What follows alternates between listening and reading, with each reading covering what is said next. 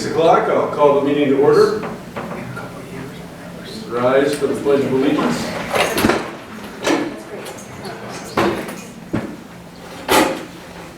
Pledge allegiance to the flag of the United States of America and to the republic for which it stands, one nation, under God, indivisible, with liberty and justice for all.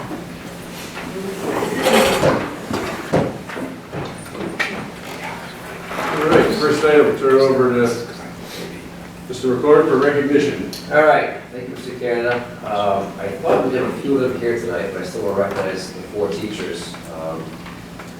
Over the past 3 weeks or so, we started our strategic planning with around 20 different stakeholders. And I asked Brookfield the principals to email out to their staff to invite at least 2 teachers from each school. And we had 4 fantastic teachers who volunteered their time. When I say time, it's an additional 5 hours over the course of these 3 meetings where they worked with the larger group, they worked with consultants, and we talked about the vision for the district over the next 3 years. So I do want to recognize them. One just walked in, thankfully. But first, Margaret Hansen from the high school.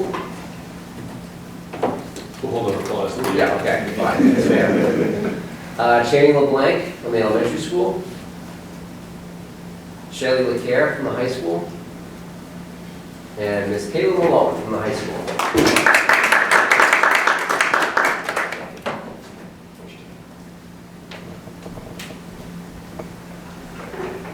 I will speak about the process a little more in detail later, and then hopefully next month, if not by December, be sharing with the whole committee the final draft for review. So again, thank you to the teachers and everybody who's involved with that process.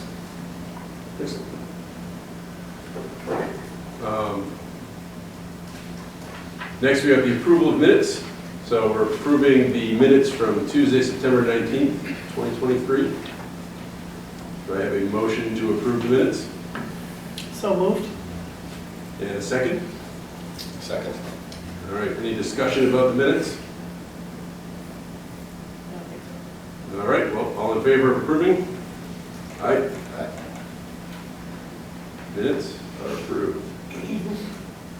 Public participation. Opportunity for the public to participate in any agenda items? All right. Communications. I did receive some communication. It's kind of a follow-up to something we've talked about previously, which was in regard to the bills that are going through the State Department right now, or through the Senate and House. There is a, which I'll share with you guys, I sent it to me via text. There is a template available online if you would like to put together a letter to state rep or state senator regarding the bills. It's got the numbers already in there and everything else. So I will share that out to you, but I received a link to that, so it's an easy template. You can modify it or copy and paste it into your own thing, and it tells you who to send it to. So I'll distribute that to the other members of the committee. I'll send it. I don't know if you've already gotten that. I have, yeah. You've already gotten that. I figured you had, but I did receive that, and I think it's something that would be good to get out there and get our voices heard as a small town in the state where we don't often get our shouting gets lost in the void. So, any other communications that 2 of you might have received, or all right? Student representative report. Good timing, Olivia. Yeah. Everyone's going to be right in the meeting. Bad timing on my part. I apologize. We don't have that much for past information. We have homecoming. That was on September 30th. We hosted our homecoming games, which actually got canceled because of bad weather. And the dance was that night. We raised a good amount of money. People had fun. We had an ice cream bar set up. And we had our homecoming spirit week the week prior, or that spanning that whole week, the 24th to the 29th. For our upcoming information, we have Halloween room decorating. Halloween room decorating is actually taking place this week. The grades will be decorating their advisor's classroom, and impartial teachers will be judging on this Friday, the 27th. And the results are going to be announced on Monday, October 30th. The Halloween dance is this Friday from 6 to 8. This dance is our one dance we get a year for 7th through 12th graders. And students are encouraged to wear their school-appropriate Halloween costumes. Emphasis on the school appropriate. Yeah. Our trick or treat for canned goods that we do every year is coming up. We're doing gathering canned goods and non-perishable food donations from the community for our school's food pantry. This year we're hoping to collect donations at the PTO trunk or treat at the Common on Halloween. People may also donate really at any time by dropping off items in the main office to either be given to Miss Malone or Miss Floyd. Our Giving Turkey's coming up. It will be held through November and is used to collect donations for Toys for Tots. Students are encouraged to take a feather from the turkey and then buy whatever item is written on that turkey feather, and at the end of the event, the grade with the most items donated will receive Spirit Week points. This year, Student Council will be helping out with the Family Conference Night. This is Monday, November 13th, and our goal for this night is to make it a community event where parents and families can come to meet teachers and see kind of a lot of the fun things that we offer and that we get to do at NBHS. And then finally, we have a couple conferences and field trips coming up. This Saturday, October 28th, we are going to Middleborough High School for Officer Shop, which is 9 to 3.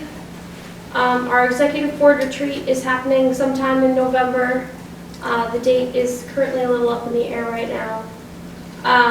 And our fall conference is Thursday, November 16th at Tantascwa from 3 to 6. And then looking more forward to the spring, our Hyannis conference is in March and our spring conference is in April. Plug your socials. Yeah, so I can do that. I did it a lot last year, but They keep the word out there. It's social media. You gotta. we, as always, we encourage our community members to follow our social media accounts. On our social media, we post about our events and what's happening at the school. We have Instagram and Facebook, and they're both at NB Stuco. And then, as always, our student council meetings are open to anyone in the school and community. Meetings are typically every other Monday in the Kiva. So please feel free to join us if you have anything you'd like to discuss or just see how things are run. These meetings are pretty fun, so I would recommend stopping in. Any more fun than school committee meetings? We raised the bar pretty high here. All right, any questions for Olivia? All right. School committee reports. Committee reports. I don't have any. So we can move on to financial reports. Again, financial reports were in your packet. Looking at, obviously, your signed payroll warrants, but also kind of where current budget is, what's been expended to date. Any questions that I can help answer? I did not have any. Did you guys have any questions?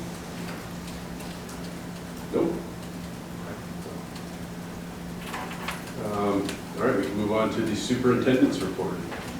There's a lot of items here. Yeah, there's a few items. The last one is probably the most lengthy, but I did want to make a mention. I don't know if Mr. Diorio will do this later, but there are two upcoming Halloween events. Ms. Matthews, there's one at the Common, correct? Right. What's it? That's on Halloween on the 31st. 31st. From 5:30 to 7:30. Okay. So it's a trunk or treat, and sometimes they, like last year, they had cotton candy and stuff like that, so. Okay. Come to So that's the anybody- Common, and there's trunk or treat, and then the House of All Around. Are they doing donations for the candies for the people? They have done a collection in the elementary school, I know. Okay. And then the senior center comes and gets it. For the candy, for the Tills on the Common? I don't know if they did that this year. I don't know if Okay. they collected candy. They The did senior a center? food drive. I don't know if the senior center is doing a food candy drive, but we did. The PTO did food. I don't. Yeah, they did. They Well, did? you could get extra points if you gave back the candy. Oh, okay. So it's part of the food drive? Yes. Extra points, bonus points. Yeah. All right, Yep, very good. they snuck it in there. And that's free to all families, right? It is free. Okay, so I sent that out already, I'll resend that one out again. Great. And I believe that the two events that were scheduled for last week and Friday was held. There was like a haunted house, and the event on Saturday was scheduled to this coming Sunday because of the weather. Mhm. So, there's multiple events going on. There is also a spook walk at Common Grounds next Friday and Saturday. Are you Well, It'd be scary, right? Yeah, it's held by the Theater Guild. It's more aimed towards teenagers and adults, but I think it's gonna be fun. Scary, but fun. Is there a cost for that one? There is, I think, I can double check on that one. And then there's a cost for the one that's being rescheduled, the Spook Fest. I believe there is, yeah. Yep. It's 10 for adults and 7 for kids under 12. If you dare. How scary you think that one is, Olivia, on a scale of 1 to 10? Well, see, scale of 1 to 10 is also, It's, you know, yeah. my 10's way lower than Right. most. I'd say, based off of what I'm seeing so far, it's like a good 7 or 8. There's a lot of like jump scares in there, so if you don't like jump scares, So don't bring a 5-year-old. Yeah, don't right? bring a Oh my God. 5-year-old. Oh my gosh, nightmares for One of the nice things about live actor ones, though, is that if they see you're already freaking out, they can dial it back. Yeah. Right, right. As opposed to automated things where it's gonna happen. Mhm. There's nothing you That's can true. do about That's it. very so. true.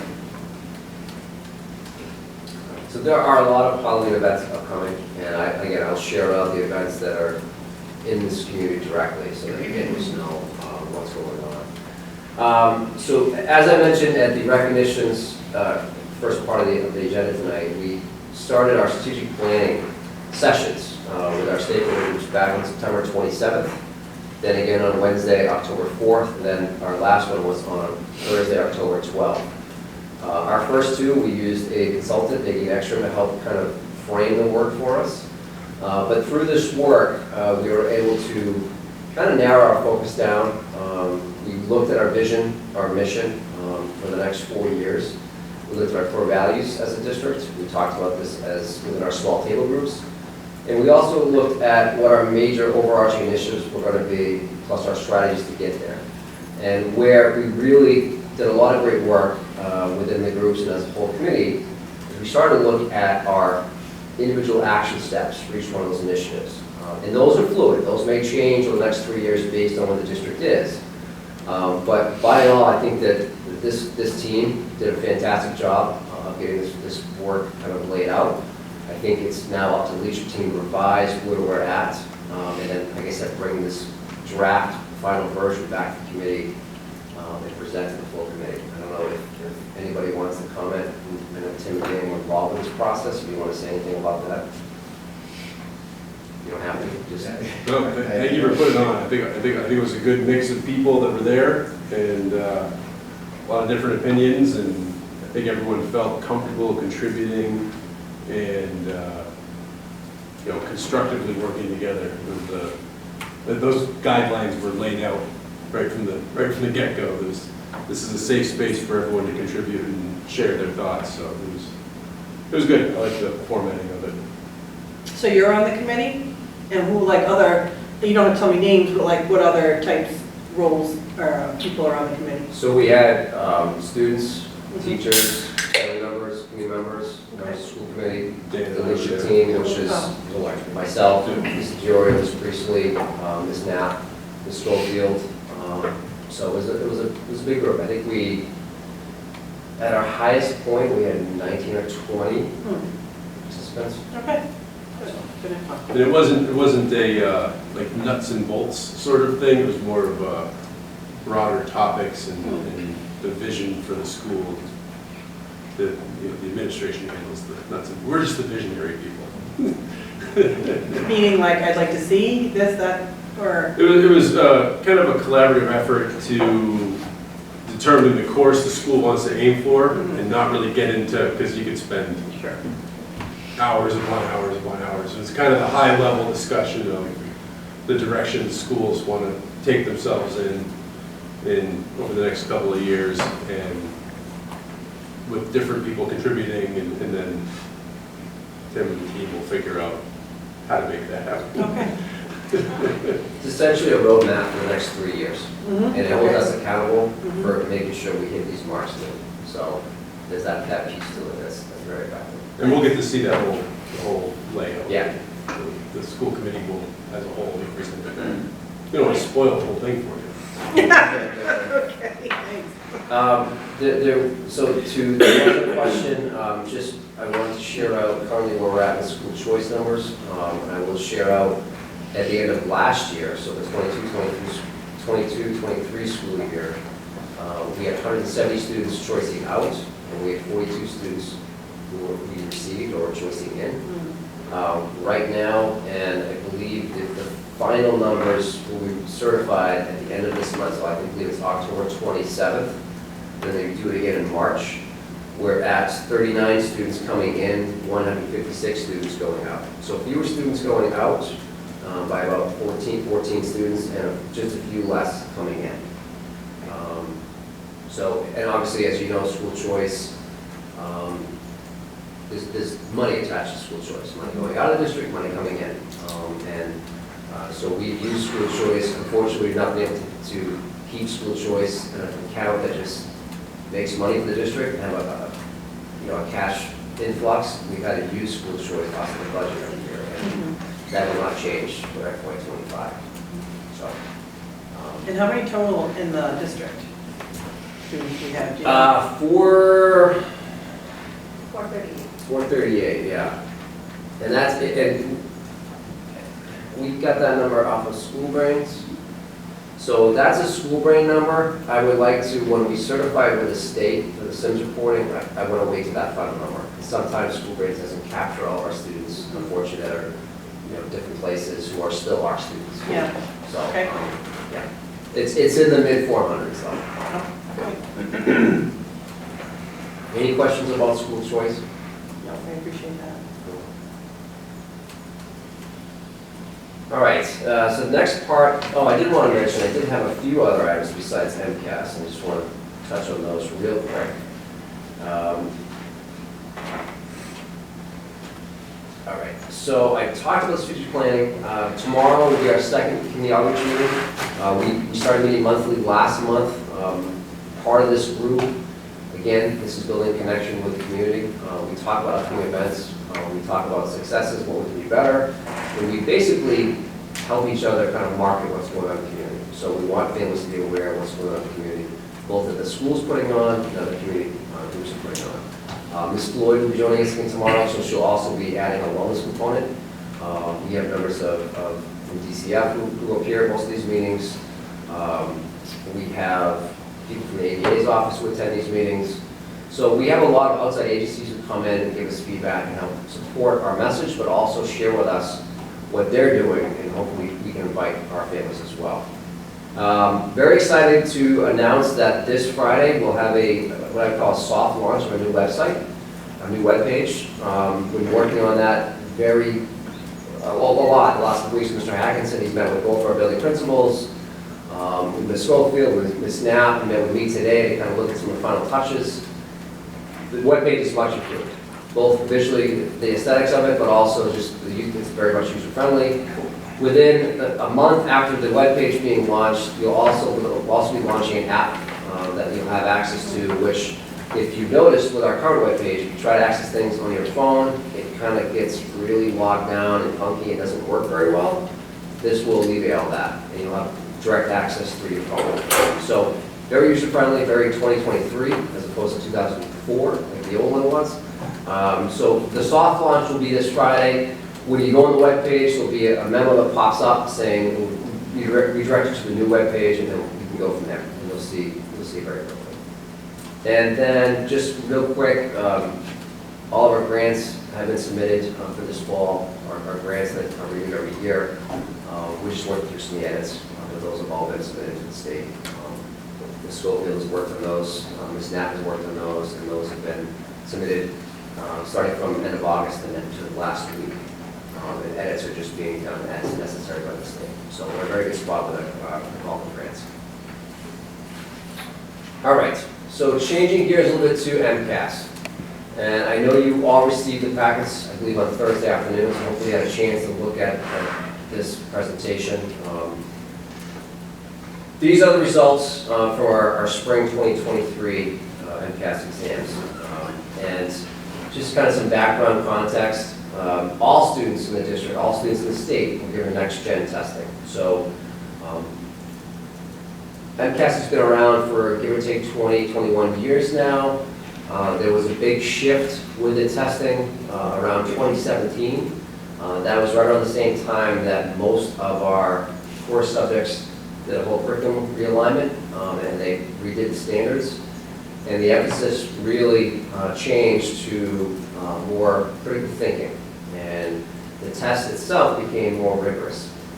So the old test is now called the legacy. The next gen is the current test we're taking. This test is also taken all online, all on computers. So at the high school, we're a one-to-one school, so every student has a Chromebook. And at the elementary school, we have computer labs and we have Chromebook carts that students will use to take the test. So every student is now taking it on a device, where the last couple of years, they were phasing in grade by grade. Some kids took it on a Chromebook, some kids still took it by pen and paper. So it's all electronic. Like I said, this is based on the updated curriculum standards from 2017. Most of the things were revised around then. And, excuse me, and as you're going to see in this presentation, where the test became more of a critical thinking mechanism, immediately we saw that where kids were scoring proficient or meeting or exceeding expectations, we saw a dip with scores. And that dip has not really changed for North Brookfield since the initiation of the next-gen testing. The test itself is more challenging than it used to be. So this next slide is just kind of a rubric of the scoring range where each of these four categories fall. So from 440 to 469, you see not meeting expectations, all the way from 530 to 560 are exceeding expectations. That 5 to 529 is what you would call it, it's meeting expectations, that's proficient. And that's, in all, that's our target right now, is to be in that, at least in that range.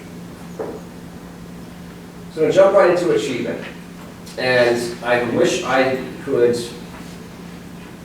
I will say this, I want to be very transparent with these results. These are not results that we want to hang our hat on. These are results that we think are a work in progress. So I want to be very transparent about that. And these are results that we know also there's a sense of urgency with some of these results that we need to do better. But we're going to go through ELA, math, and science, and I'm going to show you kind of broad strokes of where we're at. This has all the grades that are tested outlined. You can see in blue is the district, where the district fell. You can see also where the state percentages as well. And for ELA currently, all grade levels are currently scoring below the state average. You can see there are some grades who are doing better than others, and there are some grades who are really struggling. But we are behind the state average in all grades currently in ELA. Math, we have some better results. I would like to highlight especially grade 4, where as a district we are achieving more than the state percentage. That is, I think, something that we do want to highlight. But there are some other grades that have some work to do. You can see that we're 10% or lower or more below the state average. Again, same thing where district is in blue and state is in red. Similar results in science, testing in grades 5, 8, and grade 9 for biology. We're not where we want to be with our science and MCAS testing right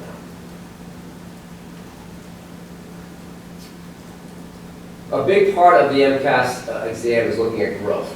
Okay, so you look at what they do is they break it down over the last 3 years, so 21 to 23. There was in grade 6, for example, in ELA, there was some growth.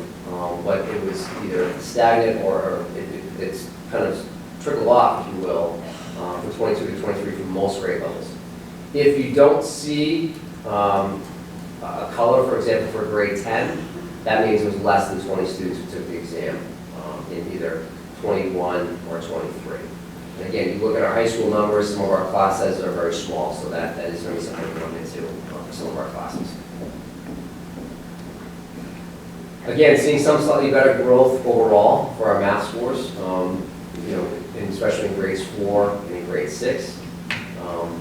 In grade 10, you're still not seeing a number in 2023 because that's, again, it's the small class size for our last year's sophomore class.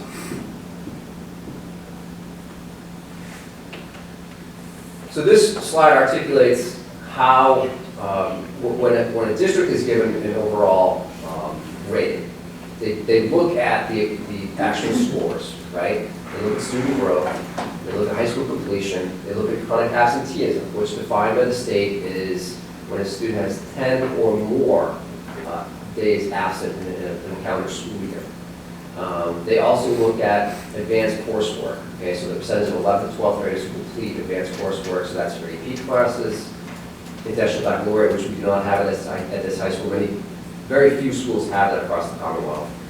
We started Project Lead the Way. We do not have any dual enrollment courses now, but so they look at our whole course offerings of our advanced coursework completion. All these factors built into our overall district rating. And you can see the spectrum at the bottom of this page. You have schools of recognition, all the way down to broad comprehensive support. And those school districts are the schools that are essentially in receivership by the state. Right now, North Brookfield is in the limited or no progress towards growth, or towards targets, which is right kind of where that meets the focused target support.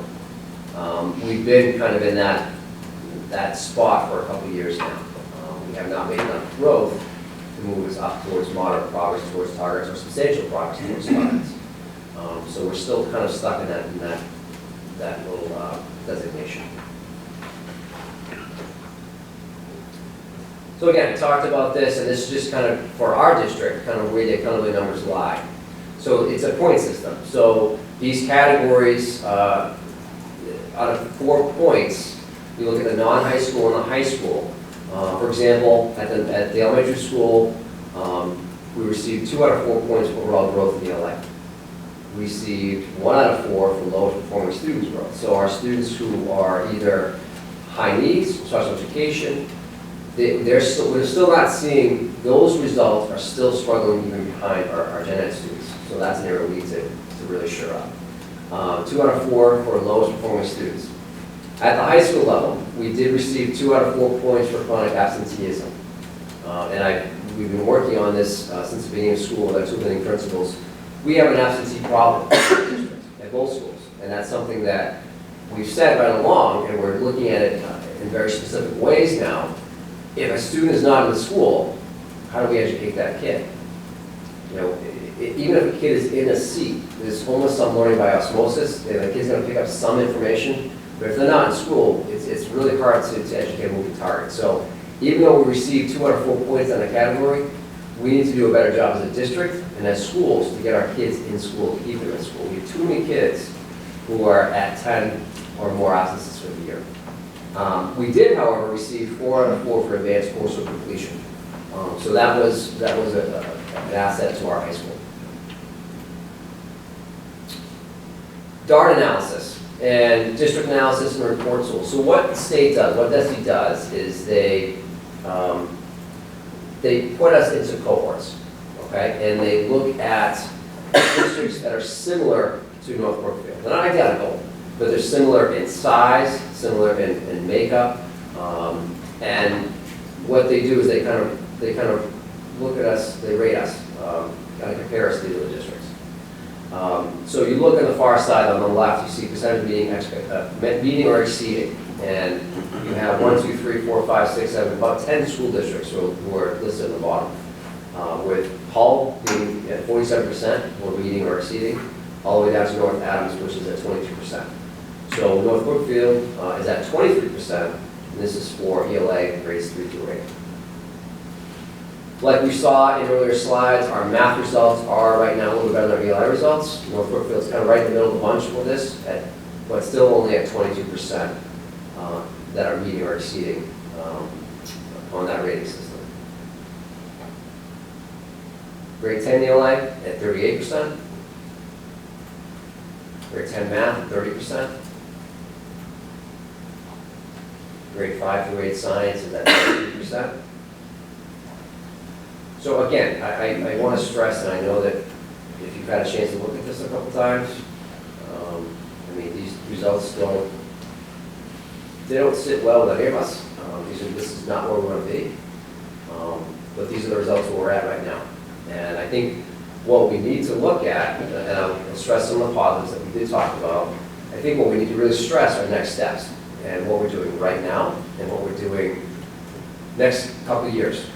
What we've been talking about with our planning session for the last 3 weeks.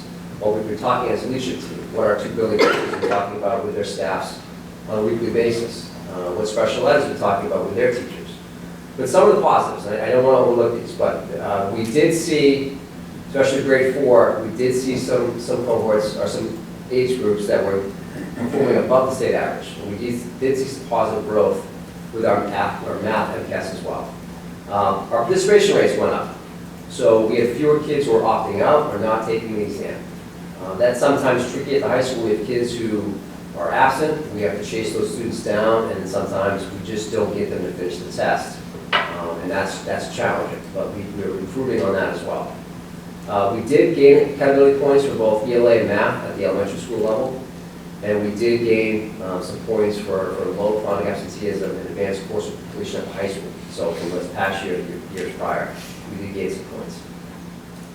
So areas of growth, like we've seen, there's gaps between the state average and ELA, science, and math in all grades.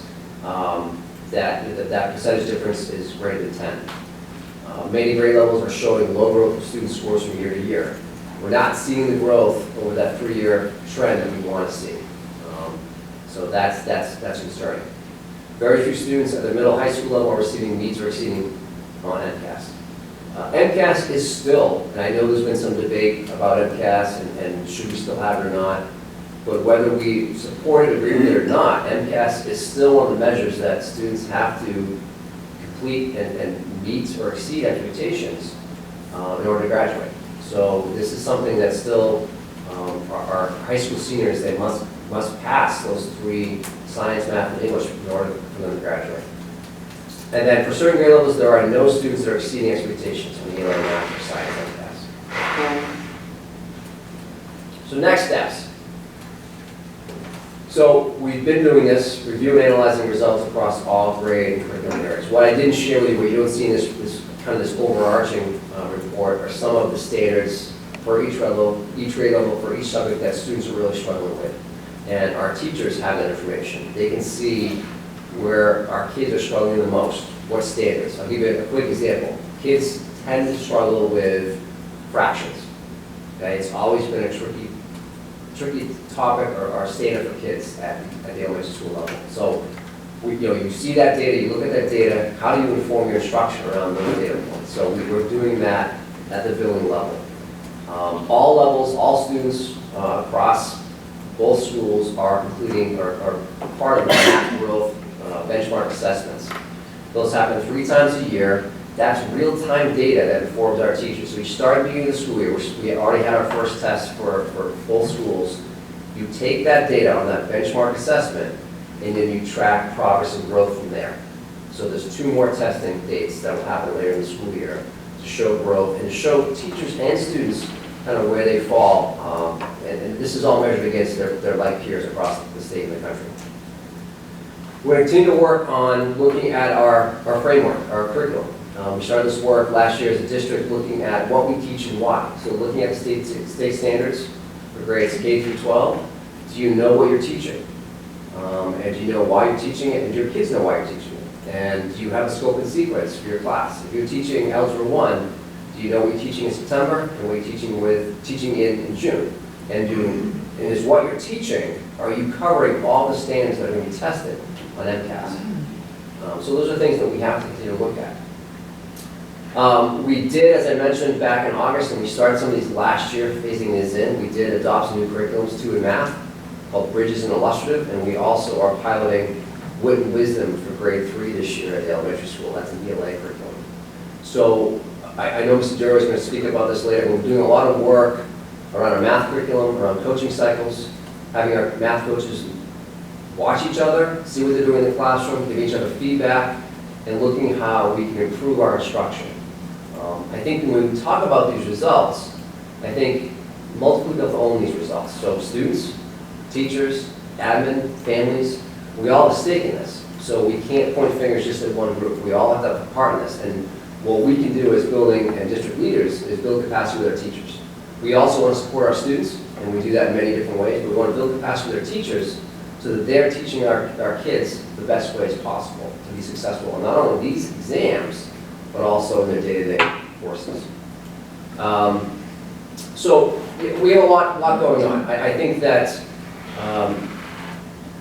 like I said, MCAS is not going away anytime soon, and whether we support it or not, we have some work to do. And I think we strive to be a district that is showing growth in these exams. Because if we're showing growth, that means our day-to-day instruction is getting better, our kids are learning more, our kids are learning at a more critical level of thinking, and they're learning at a higher level than what we did 2 or 3 years prior. So that's our long-term goal. Again, we want to look at, continue this work of unpacking our standards. We want to make sure that we look and we monitor the piloting of our grade 3 Wit and Wisdom curriculum. And if that is working for our students, we want to phase that into additional grades. We want to continue to make opportunities available for our classroom teachers to do some vertical alignment. So what that means is our 6th grade teachers are talking to our 7th and 8th grade teachers. And unfortunately, we haven't done enough of that, and we need to do more of that. We need to provide more professional development for our teachers. And one of the things that we outlined in our strategic plan is looking at some of those PD offerings. If we subscribe to Universal Design for Learning, for example, what are we doing to support our staff as they learn some of those initiatives?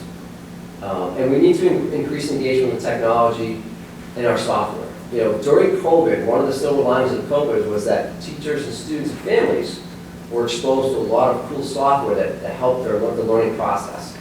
Unfortunately, we haven't continued to use all that software to its full capacity. We are a one-to-one school in high school, that's fantastic, but if you're only using this device as a word processor, you're not using it at its full capacity as a learning tool. So we need to get back to using some of that software to support some of our student learning. Because once they leave us and go to the workplace or college, they're going to be expected to know some of these skills. And we need to do a better job of getting them ready for those next steps.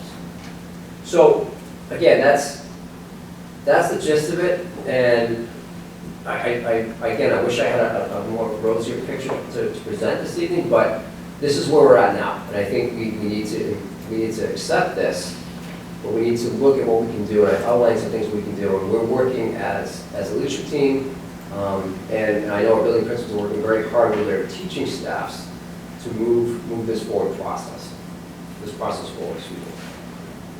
Do you guys have any questions?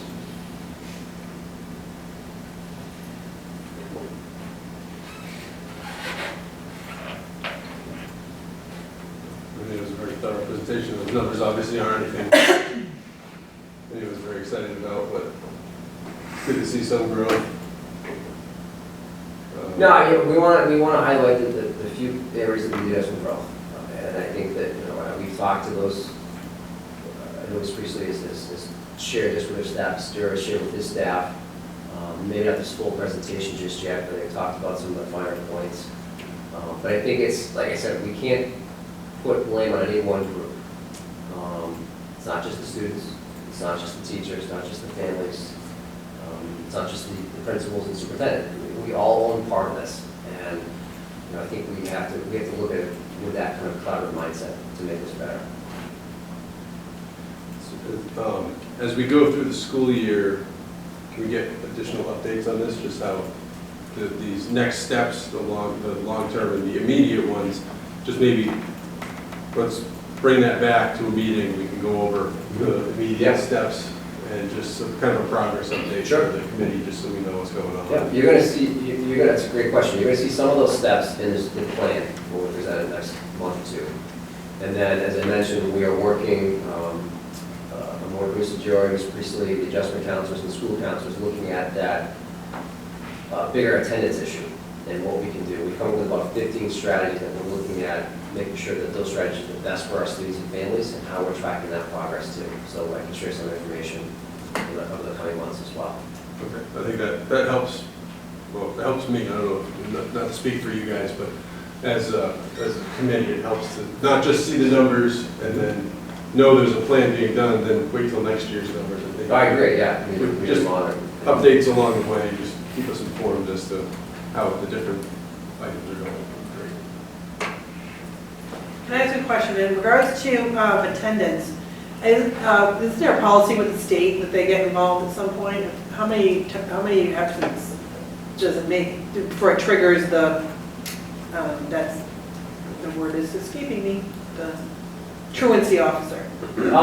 So there's a couple ways that you can look at that. So like I mentioned, chronic absenteeism, that was the topic that the commissioner spoke about last week to superintendents across the state for about an hour. That's an issue across the board. So like I said, we have, our percentage right now is too high at both schools.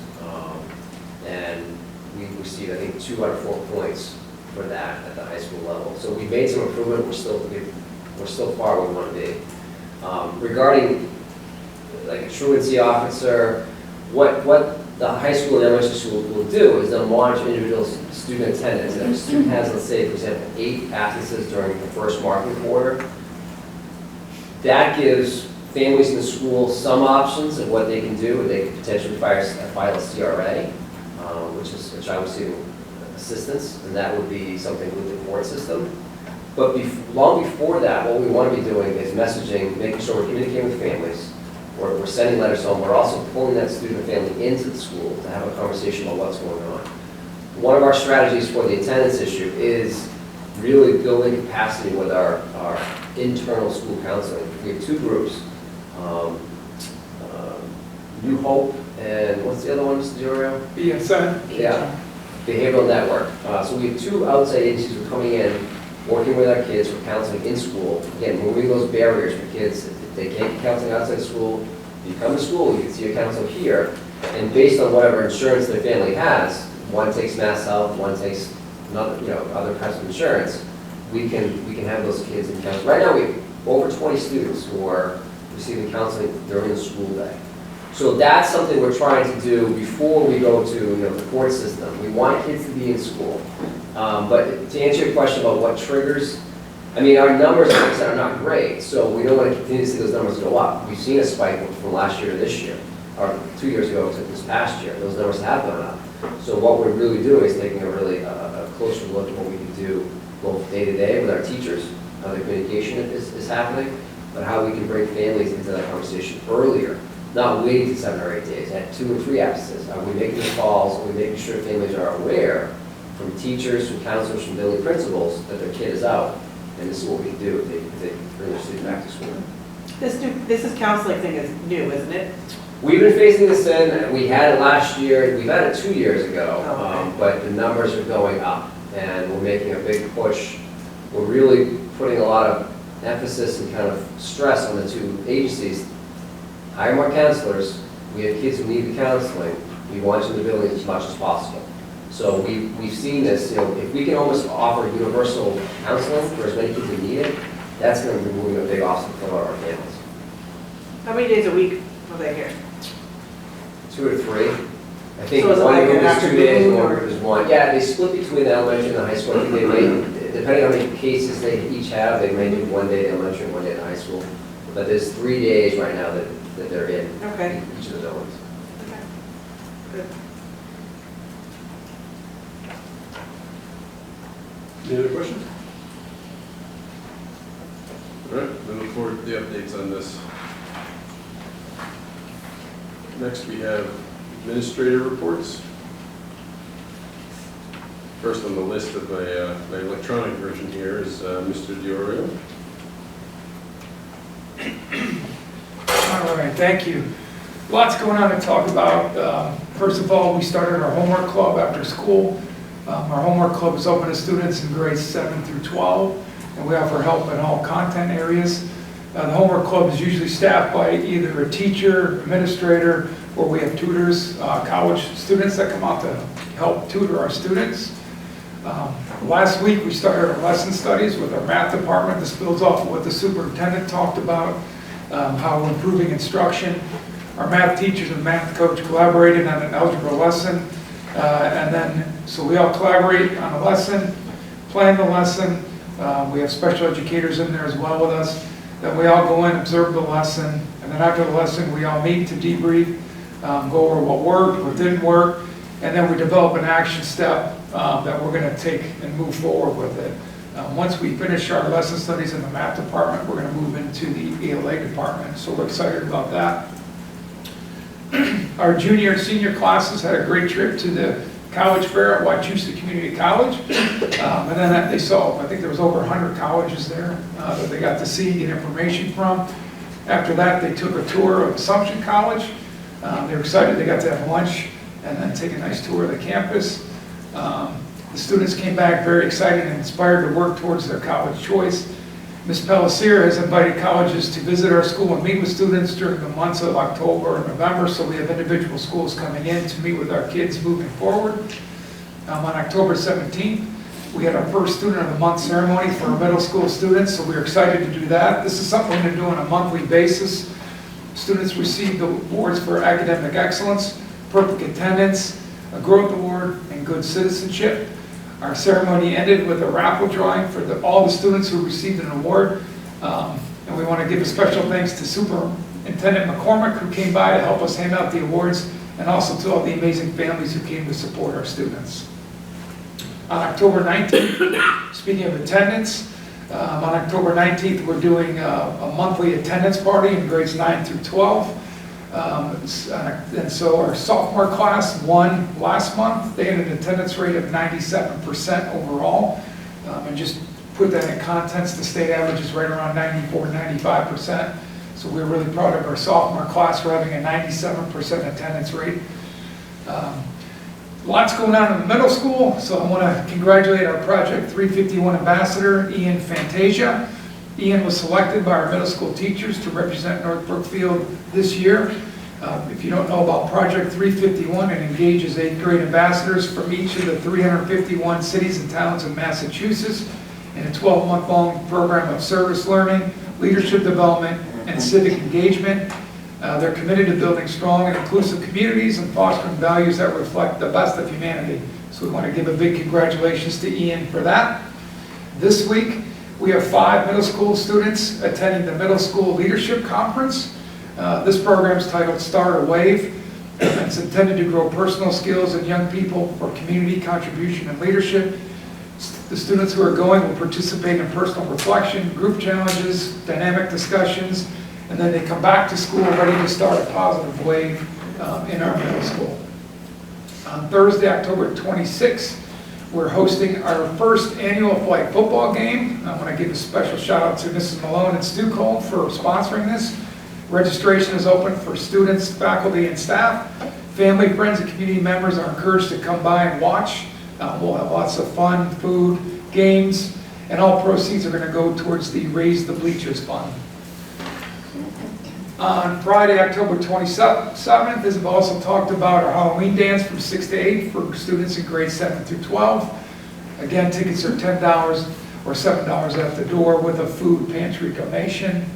And finally, I want to give a late shout out to Diego Cruz. We started our Senior of the Month awards. Diego was chosen today for our first Senior of the Week, and he was selected today for our first Senior of the Week, so congratulations to Diego Cruz. And that's all I have for you today.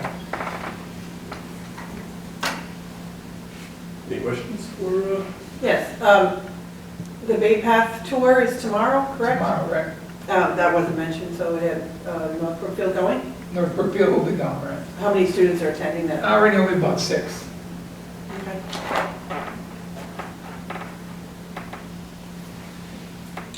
Any questions?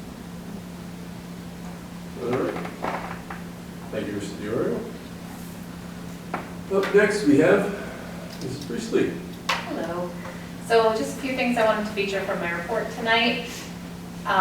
During the week of October 2nd through 5th, the sixth graders attended Nature's Classroom in Groton, Mass, where they've been attending for the past few years. They had an awesome time. They were well behaved. They bonded as a class, and they came back ready to go. So we're really proud. I got to go on one of the days to hang out with them. I went on their long hike day, which was awesome because I spent about 2 hours traipsing through the woods with a colleague, trying to find all the field groups. We found them all, and we got to spend time with all of them. It was awesome. I was very, very tired afterwards, but they had a great time. Then I wanted to just feature the math and literacy leadership committees and the professional learning pieces on my report. I wanted to just combine them because we've been doing a lot of work at looking at data.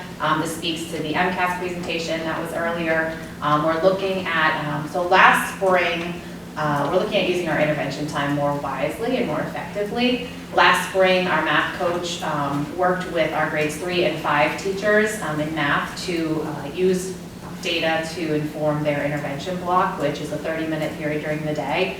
And on the specific standards that they targeted in those interventions, when we looked at the MCAS item analysis from last spring, we noticed in those standards, in those grade levels, students were above the state in performance on those standards. So that was really exciting to see. So we reflected on that data, and the math coach was working with our teachers in grades 3 through 6 primarily, but all of our teachers in K-2 as well, on using intervention with really targeted focus on data and what areas students need to build their skills in and kind of closing those gaps. So that's really exciting work, and then we're mirroring that with our ELA. We don't have a literacy coach, but we do have a Title I reading team who is also helping us with that.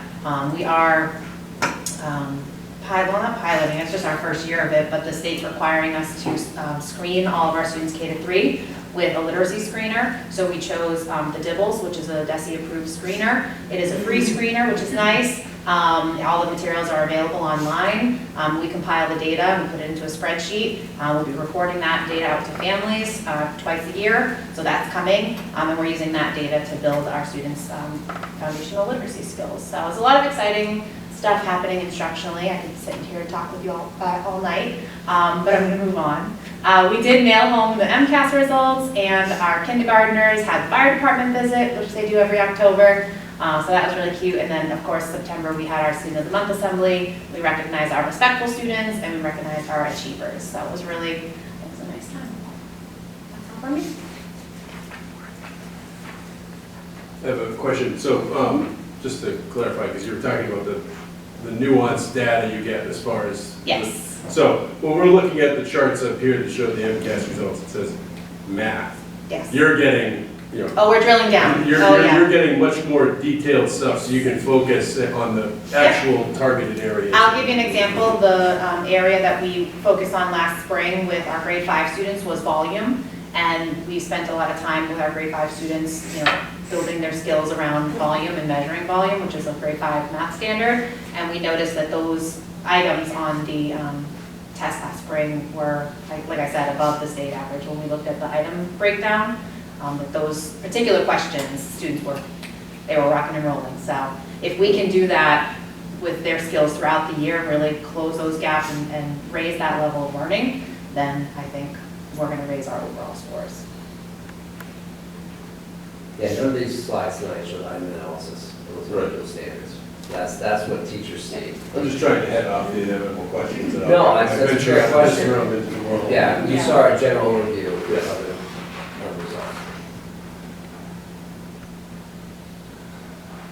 Either of you two have any questions? No? All right. Technology update.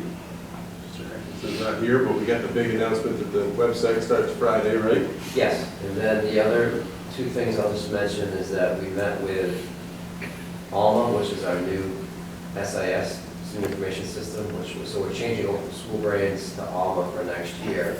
We're going to start the changeover in December, and then part of that changeover is training staff members, so teachers, admin assistants, leadership team, how to navigate the system, because they've been using it on a day-to-day basis. And then he spends a lot of his day-to-day.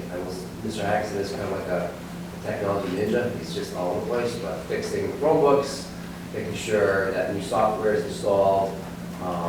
But he's also, we also have a big picture. The big picture this year for us was updating our webpage and updating our SIS, which we're in the process of doing now. The one last thing I'll mention is that the camera system, we talked about this last year, the additional external cameras, still kind of working with the ARPA committee, and I think there's potential for that to happen still, but we need to wait for a few things to kind of fall in place. But I'll still continue to have those conversations about getting that money for the new camera system.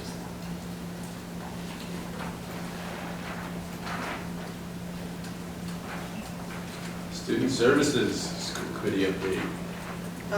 So, thank you to both Principal Diorio and Principal Priestley. They've worked collaboratively with me on two very important updates. Principal Diorio and I worked together to update the dropout procedures so that it meets the current standards from DESE. The thing is that DESE keeps changing the standards that they want, and you have to keep up with them. Principal Priestley and I have worked together in updating the restraint procedures so that they meet the guidelines. One of the things that's changed is there's a lot more stress by DESE on dealing with behaviors before they reach a crisis point and tying the restraint prevention procedures to social emotional learning. The other thing that Ms. Priestley did not mention is that tomorrow's preschool screening, which is always a joyful day in any elementary school because we get to see all the really little people. I'm not going to go into the grants because Superintendent McCormick already spoke about that. And that's really the highlights of things that have been going on.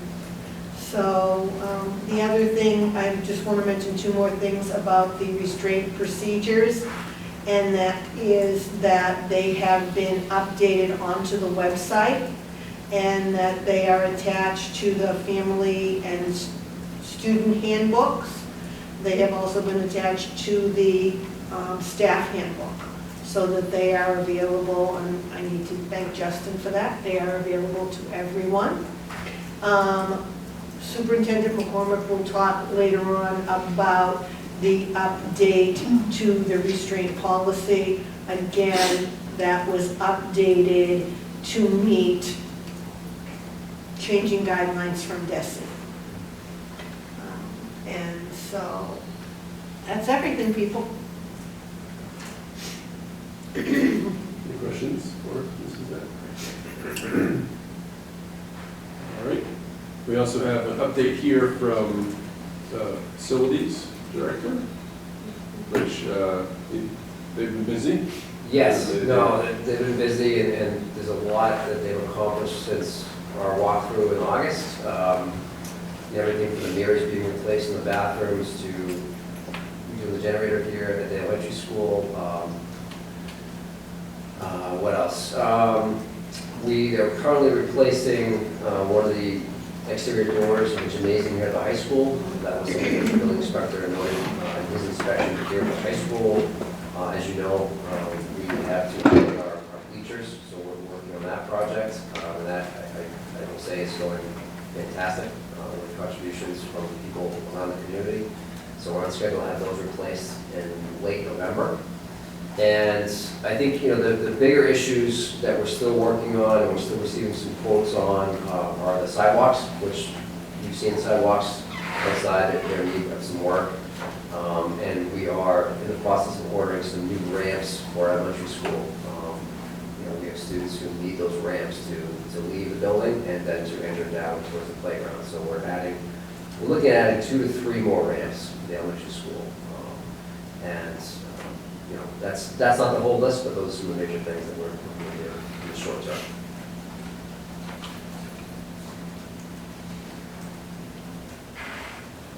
Either of you have any questions about that stuff? It's quite the list of, I mean, you mentioned several things that they have yet to do and that they're working on, but there is a list of quite a bit of maintenance being done in the school and support everyone. I mean, the fields look great, it looks good. That concludes those. Do you have anything else before we get to the restraint survey, or the restraint?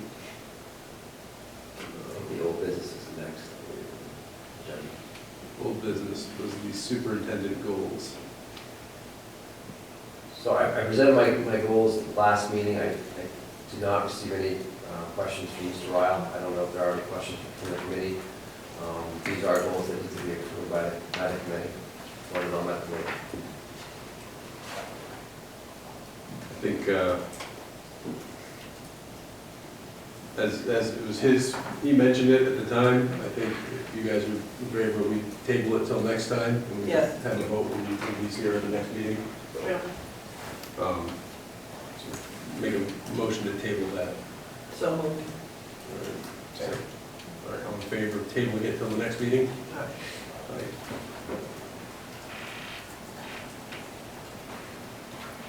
All right, so then we have policy, which is the use of physical restraint policy. Right, so Ms. Knapp mentioned that we're hoping to adopt this policy. You know, obviously, part of the process of the new policy is your approval when we vote on this policy. But essentially, this just identifies the kind of restraints we cannot utilize with students. Restraints are used as last resort. Both building principals, both today and last week, presented to their staff about de-escalation techniques, which any educator can use. We want to use those de-escalation techniques before we put hands on any student. But if we do have to put hands on a student and the state doesn't go restraint, we want to have kind of an outline of what we are doing and how we communicate that with other teachers and family members. And this policy, like Ms. Knapp stated, was adopted with the revisions from DESE. And so I won't read it verbatim, but if there are any questions, I can help you answer. And then I don't know if Mr. Canada wishes to put this to a vote this evening or to for next month's meeting. I think, given that it's the three of us here, I mean, I don't have any real questions on this. It seems fairly cut and dry, but I And then DESE, they just adopted what DESE said, so Yeah. not really do we have much say. I have no problem with voting on it tonight and getting it into place, otherwise we're operating on a technically non-DESE conforming policy. Did you guys, anything jump out at you when you read through it? No. No, and it's good to see that the prone restraint is, but the prone restraint, I think it says, I'm going to find it before I make a comment. The second to the last dot there.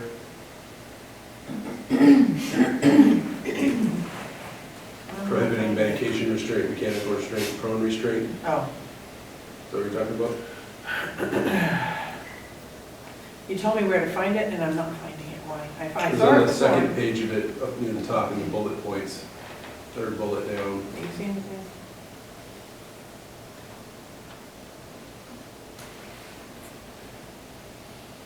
Anyone see that you pointed out to me?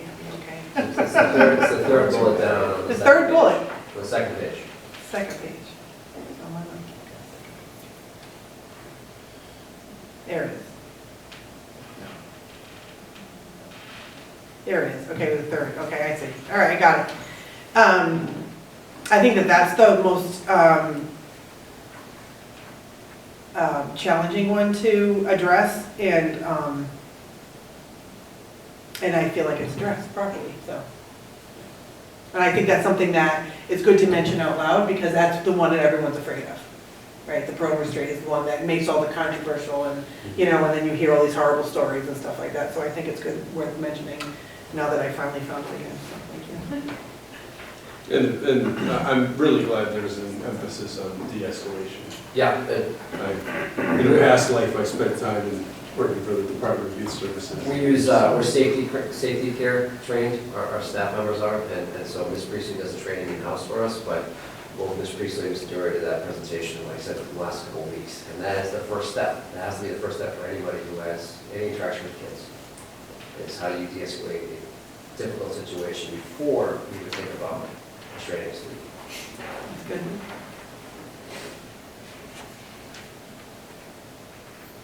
All right, well, all in favor of adopting this policy as written here? Do you have a motion to approve? So moved. All right, all in favor? Aye. Do we have any new business? I didn't see any on here, so I didn't bring any with me. I don't think we have any reason for an executive session. So unless there's anything else, I'll accept a motion to adjourn. So moved. Do I get a second for that? Get it back.